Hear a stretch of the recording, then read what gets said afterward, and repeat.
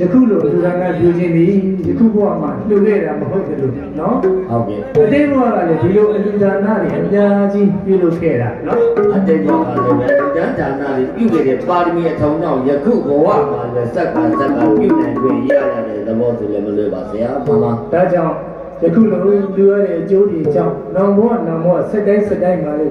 ယခုလိုကြီးကျယ်ခမ်းနားသောလူကြီးတွေပြုပြရစီလို့တောင်းပါဗျာတောင်းဆိုပြလိုက်ခြင်း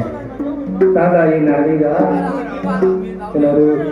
မောင်ညာသူရင်ကျော်မှန်ပါသမီးလာရင်နာလေးတွေမအေးစွမြတ်မုံနော်မအေးမြတ်မုံလားဟုတ်ပြီမအေးတဲ့မုံနော်ဒီမအေးတဲ့မုံတို့လက်ရင်မုံအောင်လို့ပေါ့မှန်ပါသားလာရင်နာလေးကိုရှင်ပြုလို့သမီးလာရင်နာလေးတွေဉာဏ်သာမင်္ဂလာပြုလို့တော့ပြန်ရှင်ပြုသမီးကိုနားတာမှန်ပါဒါကြောင့်အလူတော်ကြီးနဲ့ကန့်ညီအောင်ဒါကိုမှတ်တတ်တင်ပေးရခြင်းဖြစ်ပါတယ်အလူတော်ငါဘိုးနဲ့လည်းလိုက်ပဲမှုရှိပါဆရာဟုတ်ကဲ့အတီးလေးကိုပြန်ပြီးတော့ပြီးပါမယ်ခင်ဗျာတော့မခံရပါစို့